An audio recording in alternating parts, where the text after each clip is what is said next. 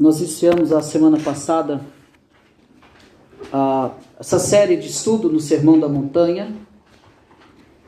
Iniciamos que bem-aventurados os humildes de espírito. Nós falamos quem são esses, humildes de espírito. E eu quero encerrar os humildes de espírito. E hoje nós vamos iniciar bem-aventurados que choram, porque serão consolados. Nós, nessa segunda parte, no término, bem-aventurados humildes de espírito, nós devemos, Mateus capítulo 5, versículo 3, nós temos que ver por que o reino dos céus é dos humildes de espírito. Nós falamos sobre por que são humildes de espírito, e nesse encerramento nós vamos ver por que o reino dos céus é do humilde de espírito, e já vamos adentrar. Bem-aventurados que choram, porque serão consolados. Então, por que o Senhor Jesus Cristo disse: bem-aventurados os humildes de espírito, porque deles é o reino dos céus? Por que o reino dos céus é dos humildes de espírito? Essa declaração belíssima de Jesus para os humildes de espírito, ela traz um conforto para quem não tem nada e depende totalmente de Deus. É aquela pessoa que espera que Deus seja favorável a ele. Esse é humilde de espírito, porque o reino dos céus é dos humildes de espírito. Ela traz conforto para quem não tem nada e que depende inteiramente de Deus. É a pessoa que espera que Deus seja favorável a ele. Então, como pobres, nós não temos nada. Como pobres, não temos nada nos que agarrar.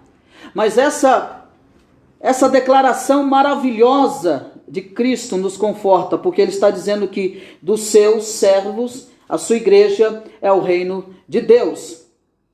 Então, nós podemos agora já experimentar então do reino de Deus, aqui e agora. Os seus servos podem, então, sentir o reino de Cristo aqui e agora em suas vidas. Esse reino é meu, esse reino é seu, esse reino é nosso. Então, já aqui, agora, nós provamos, então, do reino de Cristo.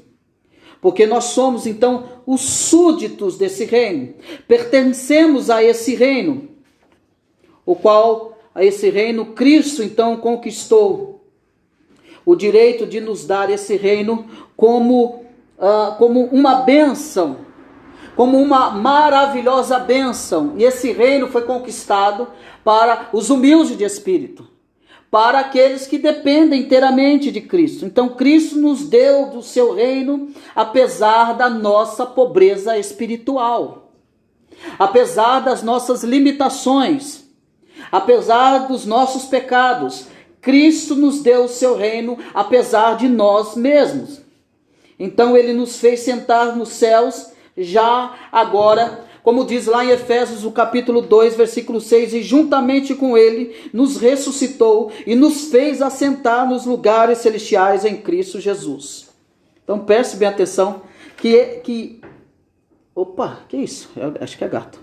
Que essa frase de Efésios, esse capítulo 2, o versículo 6, ele está falando de algo como que já aconteceu. Ele está falando de eternidade. Eu vou ler de novo. Paulo dizendo, Efésios 2,6, e juntamente com ele nos ressuscitou. Não é que ele vai nos ressuscitar. Nos ressuscitou e nos fez. Não é que ele vai fazer. Ele está falando de eternidade aqui.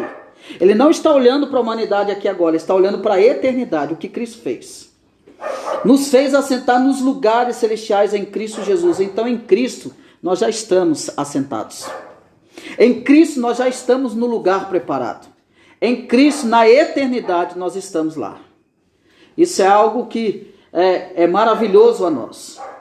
Então, meus irmãos em Cristo, então nós já nos assentamos nos lugares celestiais, nós já somos do reino de Cristo, e o reino de Cristo é nosso, então, por herança. Então esse reino é uma realidade na vida dos verdadeiros crentes. Esse reino que nós estamos vivendo é uma realidade para todos aqueles que creem, para todos aqueles que foram chamados. Cristo diz então que o reino dos céus é dos humildes de espírito e não será, mas é uma realidade presente agora em nossas vidas.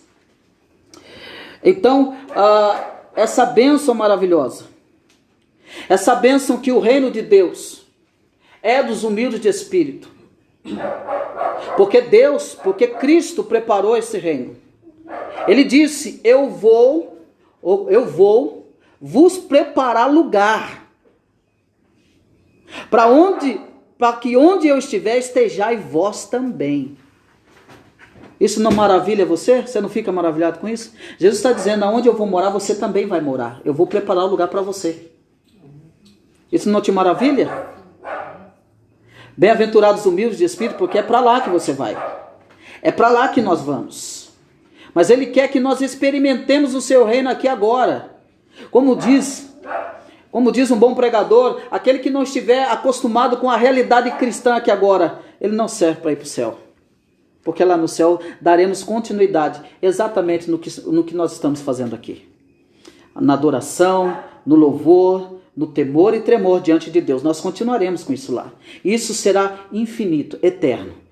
Mas a nossa vida deve então mostrar que servimos a Deus.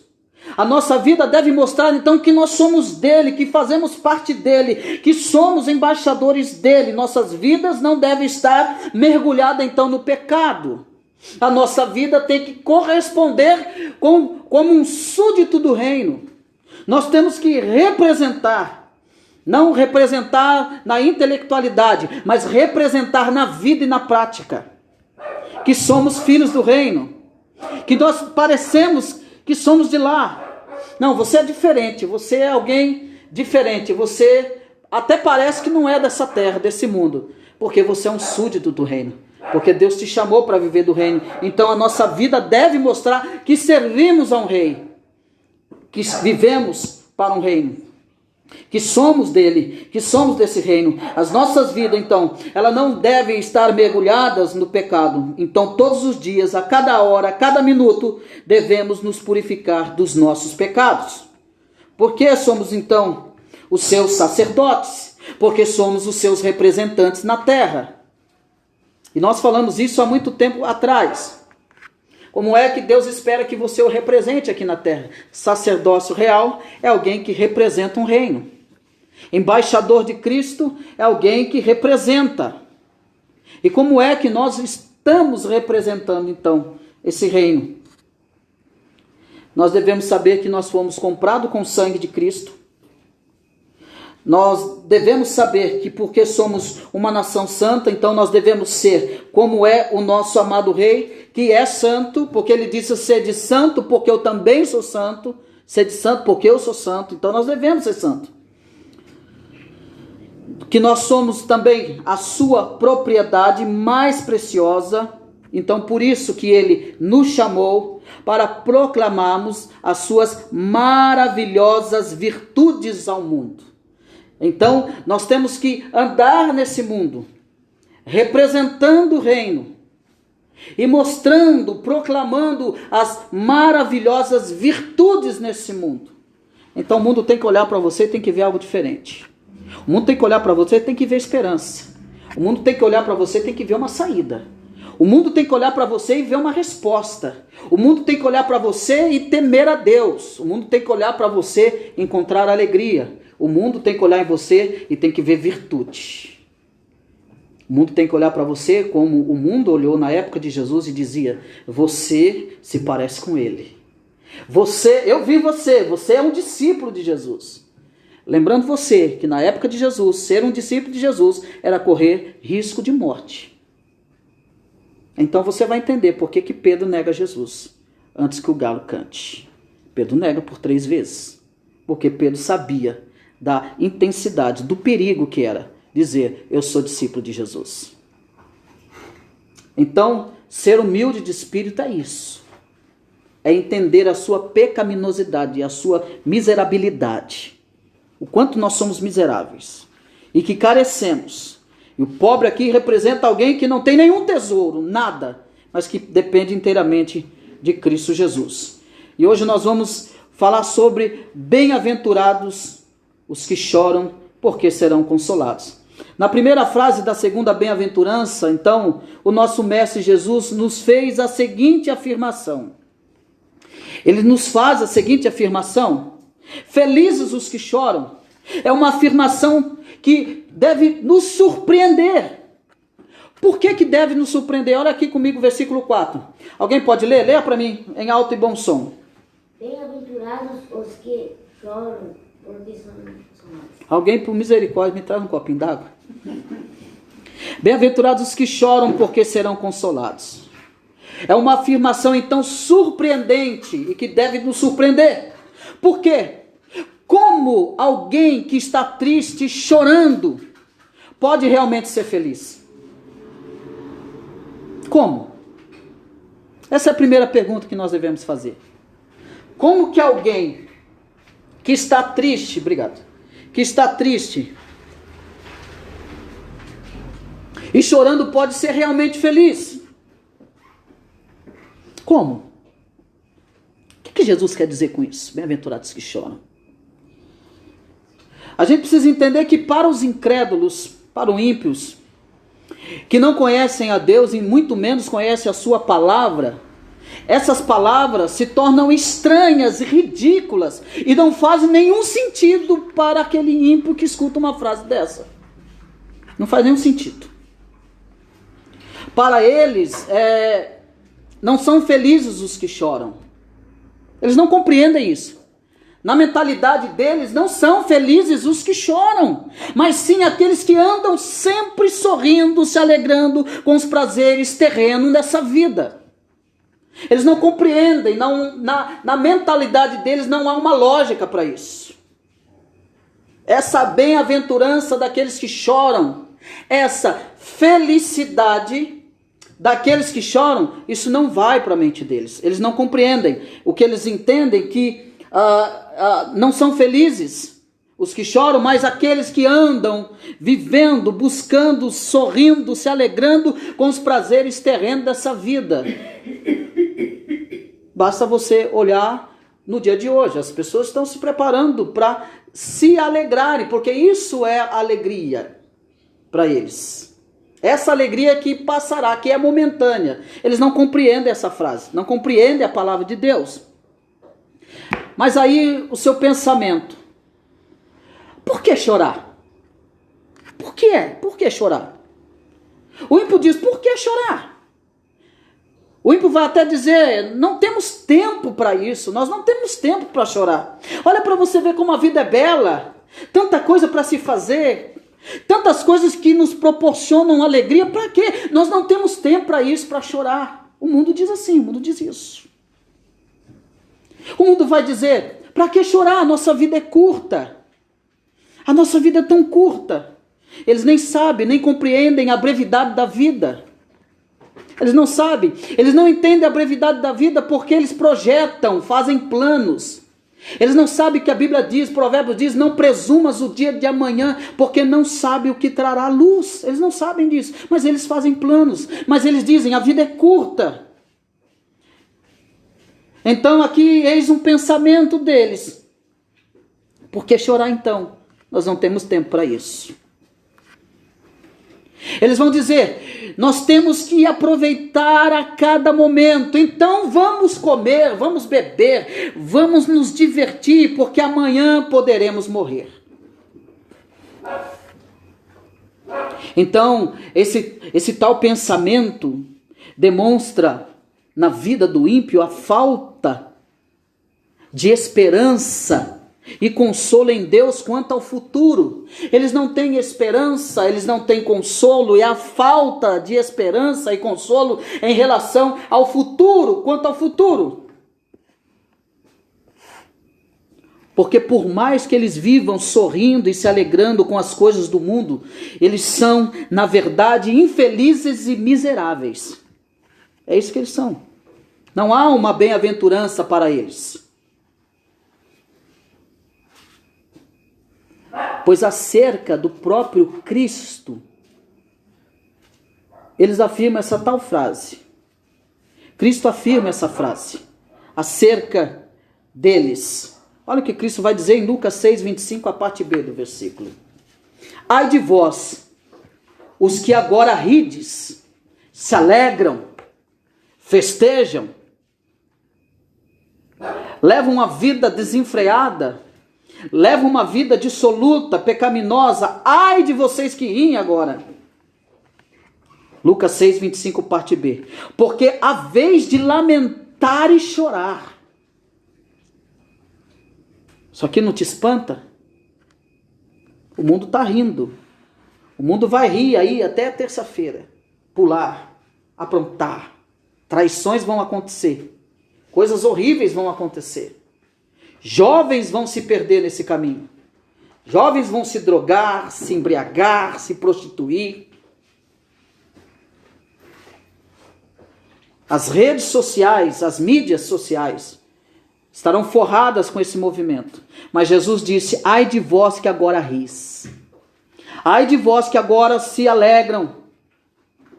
Porque é a vez de lamentar e chorar. Mas Jesus vai dizer, mais felizes são os que choram. Agora, por que são felizes os que choram? Cristo explica a razão. Porque eles serão então consolados. E Jesus dirigiu essas palavras aos seus discípulos e elas têm um significado profundo para eles. Jesus está afirmando para a sua igreja, felizes os que choram porque são consolados. E o que o Senhor quer nos ensinar com essas palavras? Então, enquanto os incrédulos não aceitam nem entendem essas palavras, nós precisamos entendê-las, aplicá-las em nossas vidas. Enquanto o ímpio não compreende nada disso, nós precisamos compreendê-las e aplicá-las em nossas vidas, pois elas nos foram ditas pelo nosso Cristo Jesus. Então, portanto, são de grande importância para a nossa vida. Então, como nós podemos entender essas palavras do Senhor? Primeiro, nós devemos entender aqui qual é a motivação do choro dos que choram. Que motivação é essa do choro dos que choram? Qual é a motivação do choro dos que choram? A primeira coisa que nós devemos pensar é que certamente todos nós choramos por algo nessa vida. Quem é aqui que não chorou por algo na vida? Todos nós choramos. Choramos porque o nosso choro não é um sentimento neutro. O choro não é um sentimento neutro. Ninguém chora por acaso, ninguém chora por nada. Mas é uma expressão emocional que evidencia ou evidenciada pelo derramamento de lágrimas e é motivada por alguma coisa ou algum acontecimento na nossa vida. Então isso nos faz chorar. Então muitos motivos pelos quais já choramos. Podemos ter chorado de tristeza pela morte de alguém, com a morte de um ente querido. Quem é que já não chorou aqui pela morte de um ente querido? Com a despedida de alguém que nós amamos, que foi para longe, que foi para distante de nós, que será difícil revê-lo novamente? Quem é que já não chorou com seus próprios problemas? Quem é que já não chorou por causa de desemprego? Quem é que já não chorou por causa com medo de doenças graves? Quem é que já não chorou por causa da solidão? Quem é que já não chorou por saudade e por muitas outras coisas que nos entristecem? Quem é que já não chorou por essas coisas? Mas também há outro lado, nós também podemos ter chorado de alegria. Quem é que já não derramou lágrima de alegria, de felicidade, talvez com o nascimento de uma criança? Eu acredito que a Michelle, quando a Manu nasceu, foi a maior alegria da vida dela. Um sentimento que só ela sabe e as mães, né? Aquelas que tiveram filhos sabem que alegria é essa. Quem é que já não chorou por isso? Que pai que já não chorou pelo nascimento de um filho? Quem é que já também não chorou de alegria por uma festa de aniversário? Quem é que não chora por uma formatura, por um casamento e outras coisas mais? Pessoas choram por formatura, choram no casamento. Quem é que não chora? A Bíblia fala muito então sobre o choro, tanto no Antigo Testamento como no Novo Testamento, sempre demonstrando que o choro é motivado por alguma coisa. A Bíblia sempre vai tratar do choro, em questão de ser motivado por alguma coisa. Por exemplo, nós podemos ver Esaú, que chorou de raiva, porque seu irmão Jacó recebeu a bênção de Isaac no seu lugar. Esaú chora de raiva. Quem é que já não chorou de raiva aqui? Quem que não chorou? Nós vemos também o choro, por exemplo, de José, que chora com grande emoção quando viu seus irmãos e se deu a conhecer a eles no Egito. Depois de tudo que seus irmãos fizeram, ele pede para trazer toda a família. E ele vai falando com eles e não se revela, mas no momento que ele se deixa se conhecer, eles no Egito, então, José chora com grande emoção e com grande alegria. Nós vemos também Davi que chora com muita tristeza a morte do seu filho Absalão. E Paulo vai nos exortar, vai exortar os crentes então a chorar com os que choram, manifestando assim o amor fraternal. Você já chorou com os que choram? Já chorou com alguém? Já sentiu a dor de alguém? Chorou por alguém? Paulo dentro do amor fraternal, ele nos exorta a chorar também. E falando do choro, então, aqui o nosso texto, Jesus ele afirma então, felizes os que choram. Então, quais são as motivações deste choro? O choro aqui é motivado por algo específico que Jesus está dizendo. Então, para descobrirmos isso, nós precisamos então olhar o contexto das bem-aventuranças. Olhar em outras passagens bíblicas que ensinam a mesma coisa. Então, as bem-aventuranças, elas são dirigidas aos discípulos e apresentam diferentes, mas inseparáveis aspectos da atitude cristã que deve marcar a vida, então, de todo verdadeiro crente nesse mundo. Atitude esta que manifesta a nossa relação com Deus. Então,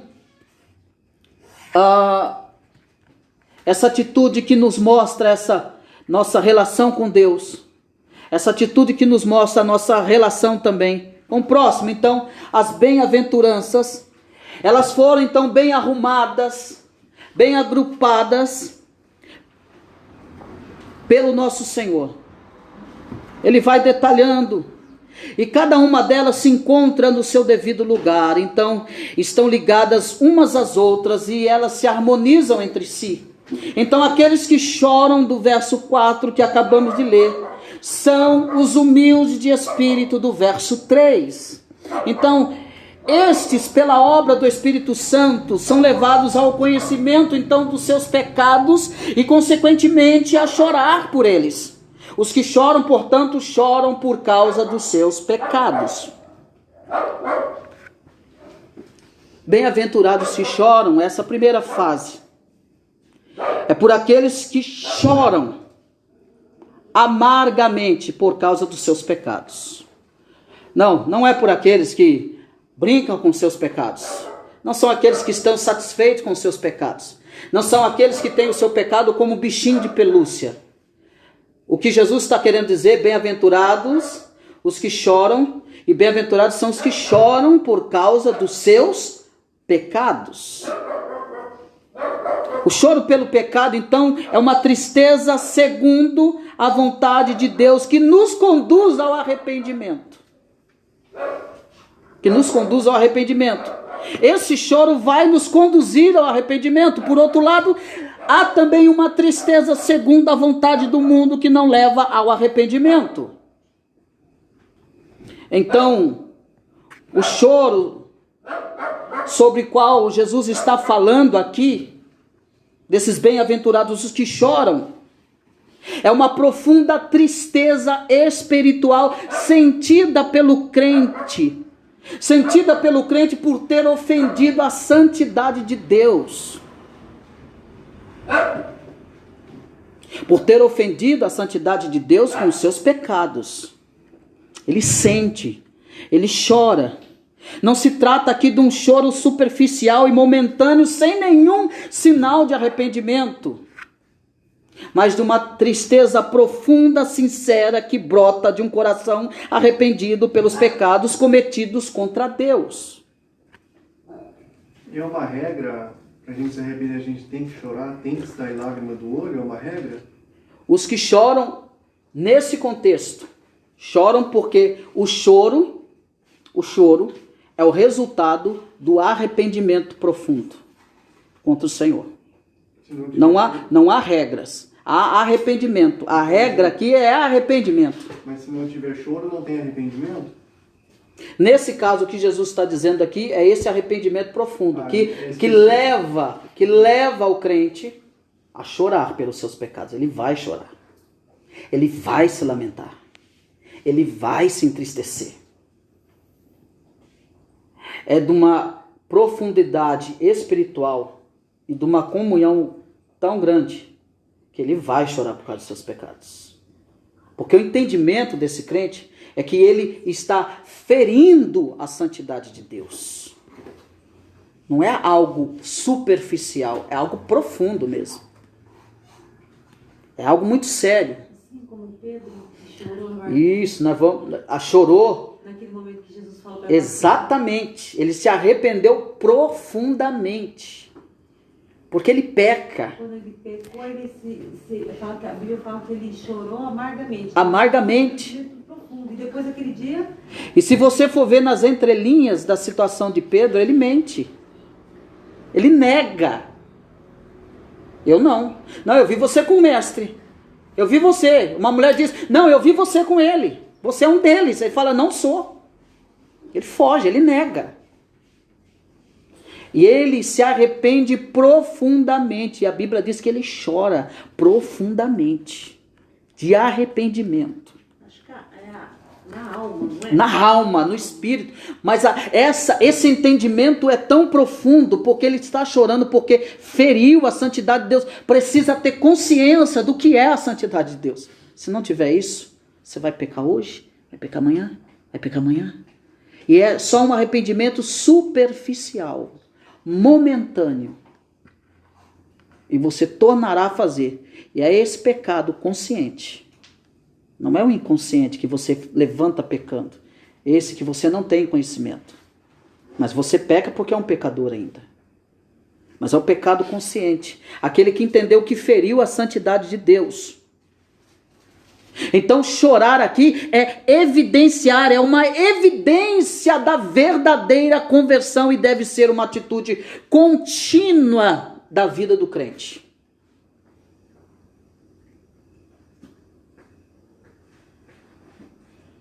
É pesado isso aqui. Mas quantas vezes nós choramos e quantas vezes nós pecamos e choramos? Aí dá para você analisar se foi de fato mesmo arrependimento. Porque tem que arrepender e nunca mais fazer. Vai e não peques mais. E aí? Mulher, onde estão os teus acusadores? Nenhum. Nem eu te condeno. Mas agora vai. O que Jesus está falando é do pecado que ela vinha cometendo. Vá e não peques mais. Ah, então quer dizer que ela nunca mais vai ter pecado na vida dela? Não, não é isso que Jesus está querendo dizer. Esse pecado que você está sendo julgada, vá e não peques mais. Então é a evidência da verdadeira conversão. E isso deve ser uma atitude contínua na vida do crente. Então somente os que nasceram de novo podem então reconhecer e chorar profundamente por seus pecados. Por quê? Pois o Espírito Santo que neles habita os leva a tomar essa atitude. Ah, alguém bate no peito. Ah, eu tenho Espírito Santo. Então por que você não se arrepende? Ah, eu tenho Espírito Santo. Então por que você não muda de vida? Ah, eu tenho Espírito Santo. Então por que você não arrepende profundamente?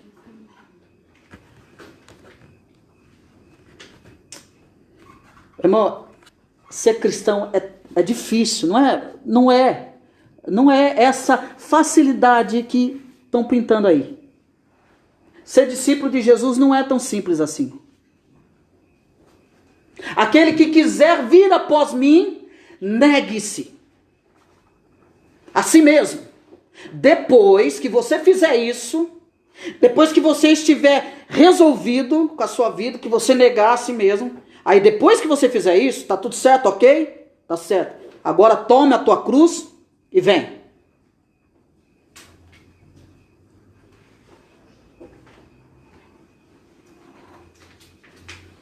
Então, o choro pelo pecado, então, é uma tristeza segundo a vontade de Deus, que nos conduz ao arrependimento. Essa comunhão com o Espírito Santo. Tem gente que canta, Espírito Santo, eu sou teu amigo, Espírito Santo, eu sou bem-vindo, mas não tem nenhuma intimidade com o Espírito Santo. Como que você diz isso? Eu digo porque não houve nenhum arrependimento genuíno. É desses que Jesus está falando. Nós falamos de vários tipos de choro aqui, mas é esse choro que Jesus está falando. Arrependimento dos pecados que cometemos contra a santidade do Senhor. Paulo, ele escreve sobre isso aos Coríntios. Ele vai dizer, porque a tristeza segundo Deus produz arrependimento para a salvação. Lá em 2 Coríntios capítulo 7, versículo 10. Porque a tristeza segundo Deus produz arrependimento para a salvação, que a ninguém traz pesar. A ninguém traz pesar. Mas a tristeza do mundo produz morte.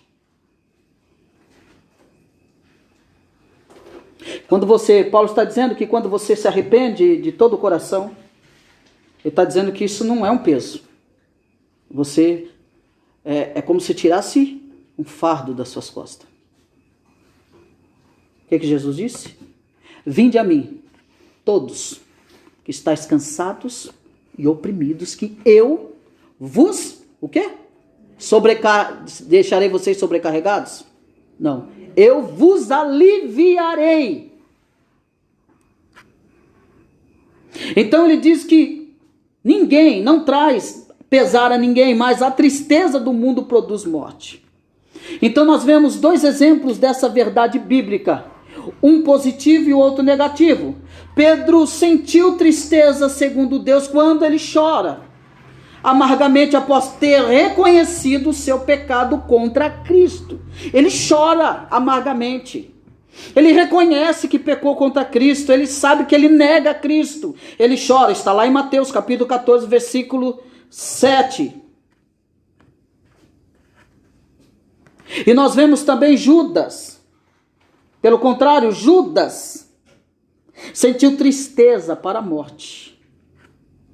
Pedro sentiu tristeza para a vida, arrependimento, mas Judas, ele tem tristeza para a morte.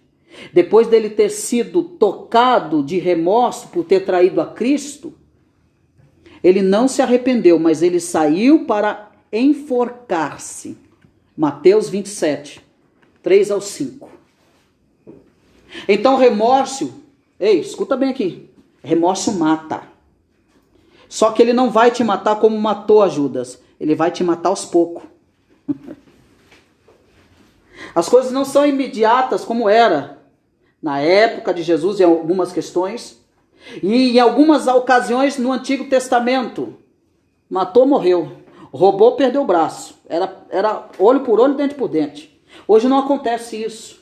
Alguém que diz assim, viver o Antigo Testamento era mais fácil, viver um cristianismo no Antigo Testamento. Não, senhor, você se engana. Porque lá você fazia, morria. Aqui você faz, você morre. Só vai acumulando a ira de Deus sobre a cabeça. É diferente. É pior. É bem pior. Então o remorso, ele mata. Ele mata aos poucos. Vai deixando a pessoa vazia. Vai enfraquecendo a pessoa. O remorso torna a pessoa covarde. Ele vai minando as forças. Minando a coragem. Ele não consegue enxergar. Ele não consegue ver. E Judas, se não saísse para se enforcar, ele cometeria, e se pagasse mais, ele faria a mesma coisa. Ele não chora porque ele entregou Jesus. Ele chora por causa do tratamento que ele teve. Ele não está arrependido. Ele está com remorso. Porque se ele achasse uma promoção maior, ele buscaria uma promoção maior, mas ele não teve. A frustração dele foi muito pesada acerca dele sair para se enforcar. Então por que nós devemos chorar continuamente pelos nossos pecados? Por quê? Porque ainda somos pecadores e por isso a Bíblia nos recomenda fazê-lo. O apóstolo Tiago encoraja-nos, os crentes, a chorar pelos seus pecados, dizendo, ele vai dizer lá em capítulo 4, versículo do 8 ao 10 de Tiago, ele diz, embora regenerados, temos ainda uma natureza pecaminosa. Aí alguém diz assim, você é tão digno quanto a Jesus. Nós temos ainda uma natureza pecaminosa e, portanto, pecamos a cada dia. Pecamos a cada dia. Mas não é pelo fato de sermos pecadores que vamos então nos alegar no pecado e dar lugar a Ele em nossas vidas. Não é pelo esse fato, eu sou um pecador, então Jesus me entende, Ele me conhece. Não é por esse fato. Você não pode tornar isso como uma muleta na sua vida e sempre se desculpando, porque isso não é arrependimento, isso é remorso, porque você torna a fazer. E a grande questão é, qual é que você está alimentando mais? O teu espírito ou a tua carne? A tua vontade ou a vontade de Deus? Essa é a questão.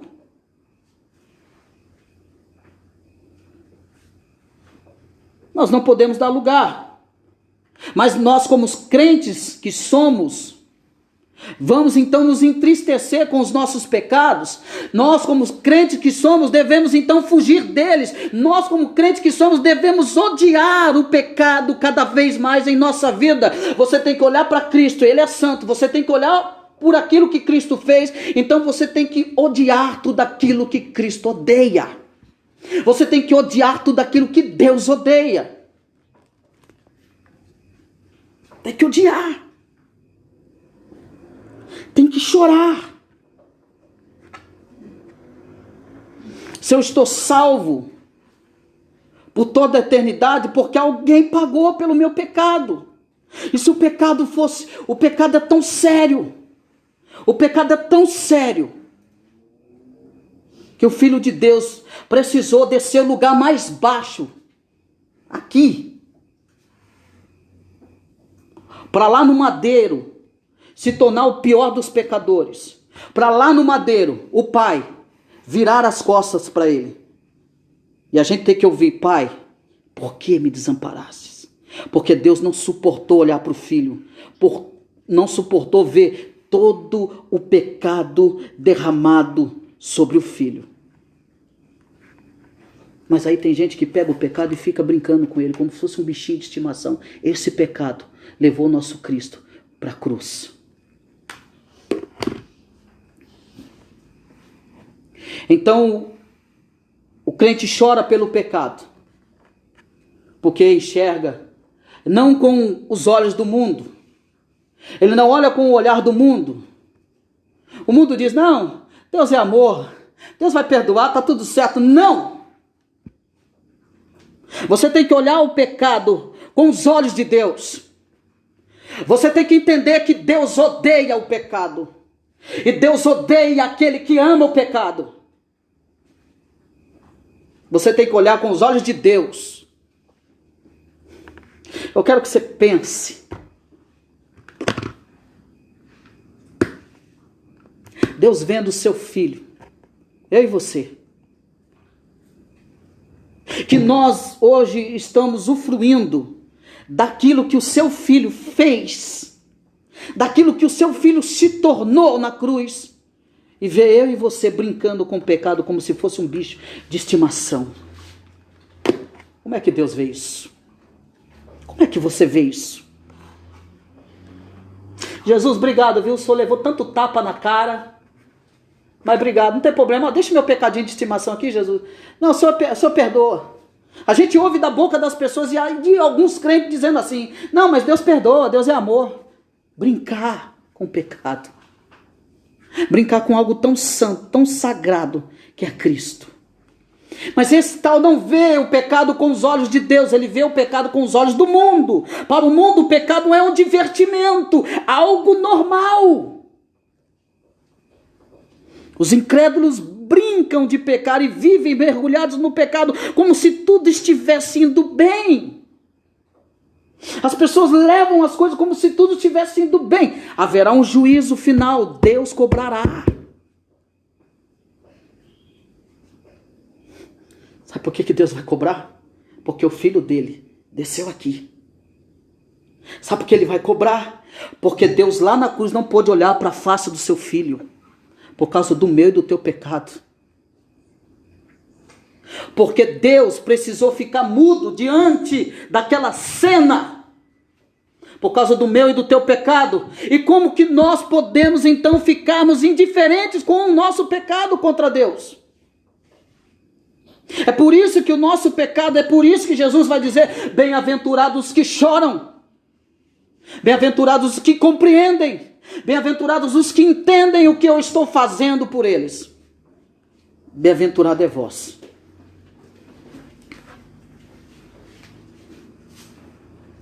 E as pessoas vão pecando, o ímpio vai pecando como divertimento, como algo normal. E esses pecados pecado de adultério, esses pecados de homossexualismo, o pecado do suborno, da mentira, o pecado da vingança. E outros pecados que parecem ser absolutamente normais à sociedade moderna em que nós vivemos. Para a sociedade moderna, muitas coisas são normal. As nossas crianças tendo que chegar a esse absurdo de lançarem revista para levar na escola, para ensinar as crianças a praticar atos de adultos. Para a sociedade isso é normal. Graças a Deus que Deus interferiu. Mas para a sociedade é normal. Você vai sair hoje, veja, e você verá crianças seminuas no carnaval. A sociedade acha bonito, normal. Vejam marido e esposa seminus, rebolando, mostrando toda a sua vergonha. Aquilo que ele devia de fazer dentro de quatro paredes. Algo que é puro e santo, mas estão lá mostrando seus corpos. A sociedade acha normal, só que a ira de Deus está sendo acumulada. E a gente, como cristão, não podemos ver isso como algo normal. Porque Deus não vê o pecado assim. Para Deus, todo pecado é uma ofensa diante da sua santidade. Porque Ele é um Deus santo que não suporta a iniquidade e com Ele não habita o mal. Ele não suporta. Deus odeia todo pecado, Deus odeia todo pecador que não se arrepende. Deus odeia. Jesus diz: bem-aventurados que choram. O seu espírito entristece com os pecados cometidos por seus filhos e pelo mundo. Seu ódio pelo pecado é evidente na Bíblia. Por quê? Porque ele destruiu a humanidade, com exceção à família de Noé. Com exceção a Noé e a sua família. Ele destrói a humanidade com o dilúvio. Por que ele faz isso? Porque a maldade do homem se havia multiplicado na terra. Está lá registrado em Gênesis 6:5. E por diversas vezes ele castigou o seu próprio povo Israel. Por que ele fez isso? Por causa dos seus muitos pecados. E mais ainda, ele castigou o seu próprio filho, desamparando na vergonhosa cruz, na vergonhosa e maldita cruz.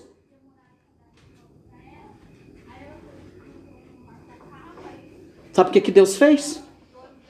Deus então derramou toda a sua ira sobre o filho.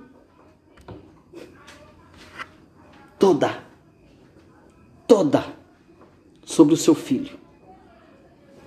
Ele derrama a sua ira. E por que ele fez isso? Por causa do meu e do seu pecado. Por isso que ele fez isso. Toda a ira derramada sobre o seu filho. Por causa do meu e do teu pecado. Então nós que somos filhos de Deus, como devemos ver então o pecado? Que atitude devemos ter em relação a ele, ao pecado? Divertirmos com o pecado ou chorarmos amargamente por causa do pecado? Por causa de termos cometido o pecado? Tendo a consciência do que é pecado e de como Deus enxerga. Então nós só podemos nos entristecer com os nossos pecados e também pelos pecados do mundo. Porque nós sabemos que toda a miséria que há no mundo é provocada pelo pecado. Toda a prostituição, idolatria, roubo, violência e outros pecados mostram o desprezo dos homens por Deus e pela sua lei. Os homens desprezam toda a prática pecaminosa, toda a devassidão mostra o quanto o homem entristece a Deus, deixa Deus irado. A questão é então se nós realmente amamos a Deus, vamos ter prazer em guardar os seus mandamentos. Se amamos então a Deus, então também vamos sentir uma grande tristeza quando a lei de Deus, que é perfeita e que restaura a nossa alma, é transgredida tanto por nós quanto pelos homens do mundo. O salmista 119, versículo 136 diz: torrente de águas nascem dos meus olhos, porque os homens não guardam a tua lei. Então confessou o salmista que amava a lei de Deus, e é este o sentimento que a gente, como crente, que ama a Deus e a sua lei, devemos ter, é chorar por causa do pecado. O próprio Jesus chorou pelo pecado. Jesus chorou pelo pecado. Em 2 ocasiões a Bíblia vai dizer que Jesus chorou. Jesus chorou diante do túmulo do seu amigo Lázaro. Está lá registrado em João capítulo 11, versículo 35. Por que ele chorou? Por que é que Jesus chorou? Aí que está a grande questão. Eu vou dizer para você por que Jesus chorou. Jesus ele não chora por simplesmente Lázaro ser seu amigo, por simplesmente seu amigo ter falecido. Não foi só por isso que Jesus chorou. Não foi só por isso, porque Jesus que sabia que ele estaria ali para ressuscitá-lo. Então não foi só por causa da amizade que ele tinha com Lázaro. Mas Jesus chora. Ele chora porque ele estava diante da terrível consequência do pecado.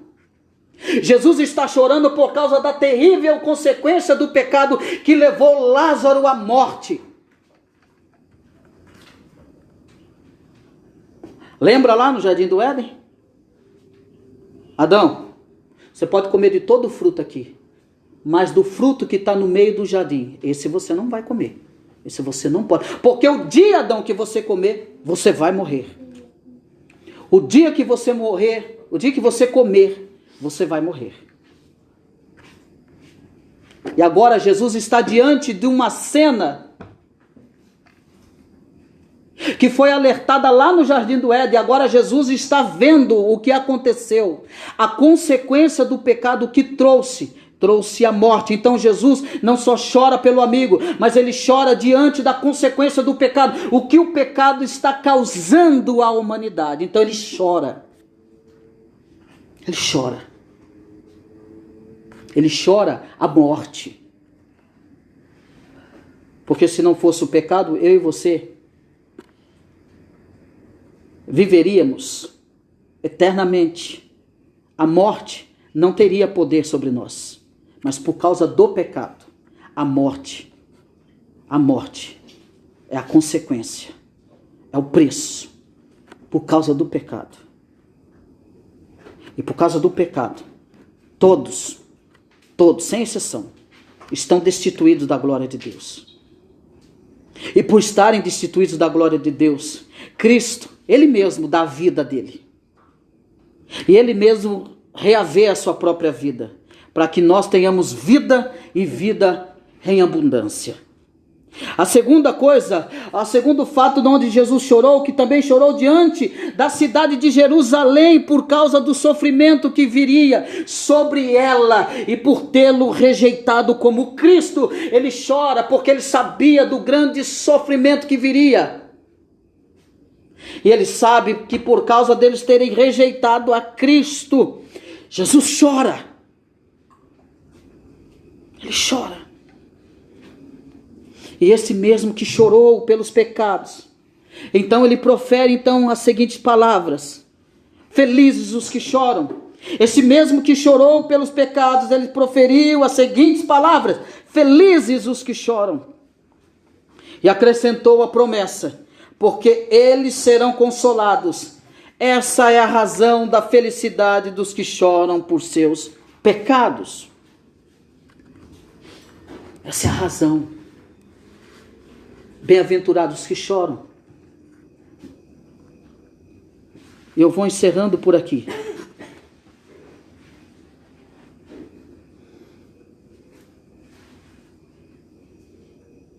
Perguntando para você: quantas vezes você chorou por causa do seu pecado?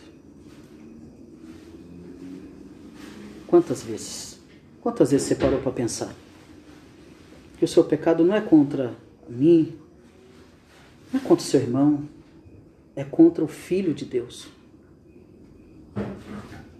Eu quero que você pense: o seu arrependimento mudou a sua vida?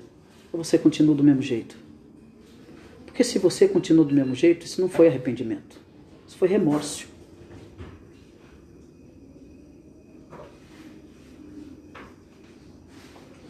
Quantas vezes nós pensamos que o nosso pecado, ele tem trazido tristeza para Deus e entristece o Espírito Santo de Deus? Você já parou para pensar por que tem às vezes que a gente não consegue orar? Por que você não consegue orar? Por que a gente às vezes não consegue concentrar a nossa oração? Porque a gente foi ensinado a só pedir. Deus me dá, me dá, me dá, me dá, me dá, me dá. A gente tem que fazer o contrário. Chegar diante dele: Senhor, em pranto, me perdoa. Me perdoa porque eu fiz isso. Me perdoa porque eu fiz aquilo. Eu sei que eu não fiz para o meu irmão, eu feri a tua santidade. Eu deixei de representar o Senhor aqui na terra. O seu nome foi manchado por minha causa. A minha atitude manchou o teu nome por minha causa. A gente tem que se cansar, sabe do quê? De ter remorso. A gente tem que se cansar. E voltar para Deus e dizer: Senhor, converta-me. Eu preciso me arrepender de fato. Porque o meu arrependimento tem sido momentâneo, porque eu me arrependo agora, só que depois eu faço de novo, eu faço de novo, eu faço de novo. Então isso não foi arrependimento. Então nós entristecemos o Espírito Santo de Deus. Então nós entristecemos a Deus. E a gente fica perdido, a gente não tem domínio, a gente não tem controle. A gente não amadurece, a gente não entende as coisas. Porque a gente só aprendeu a pedir. A gente aprendeu a ser a última bolacha do pacote. E acha que Deus é obrigado a gente chegar diante dele e Deus derramar um saco do Papai Noel na cabeça da gente. Só que a gente esquece que pecamos contra ele. A gente esquece que pecamos contra o Espírito Santo de Deus. E a gente canta: Espírito Santo, ora por mim. O Espírito Santo já está bem longe. Eu não consigo mais ouvir ele. Porque eu não entendi que o meu pecado é contra a santidade de Deus e contra o Espírito Santo. Eu só tenho remorso. A gente tem que cansar disso. O remorso mina a nossa força. O remorso nos torna covarde. O remorso nos torna fugitivos de Deus. Lembra de Adão? Adão, onde você está? Não, eu vi tua voz e eu temi. Mas quem? Eu vi tua voz, eu estava nu e temi. Mas quem disse que você estava nu? Quem falou para você? Comestes, porventura, comeste do fruto que eu falei para não comer? Essa palavra para mim e para você. Porventura, você cometeu algo que eu disse que não era para cometer? Por que você está fugindo? Curva a tua cabeça e oremos a Deus.